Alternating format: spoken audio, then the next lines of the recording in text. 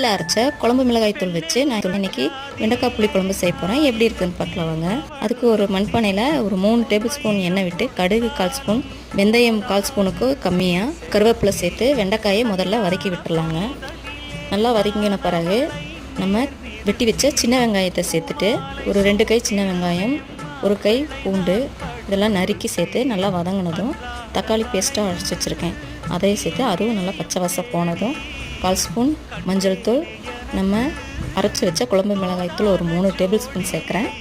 அதுக்கப்புறமா அதையும் ஒரு பரட்டிட்டு புளித்தண்ணியை ஒரு லெமன் சைஸ் புளித்தண்ணியை கரைச்சி விட்டுருக்கேன் அதையும் சேர்த்து இந்த குழம்புக்கு தேவையான உப்பு சேர்த்துட்டு தேவையான அளவு தண்ணி சேர்த்து நல்லா கொதித்த பிறகு கொத்தமல்லி தழை தூவி இறக்குனா அருமையான வெண்டைக்காய் குழம்பு ரெடி ஆயிடுச்சுங்க. இதை சுட சுட சாதத்தோடு பிசைஞ்சு சாப்பிட்டா அடடா சூப்பர் டேஸ்ட்டுங்க. வீடியோ பிடிச்சிருந்தா லைக் பண்ணுங்கள், ஷேர் பண்ணுங்கள், சப்ஸ்கிரைபும் பண்ணிக்கோங்க. தேங்க்ஸ் ஃபார் வாட்சிங்.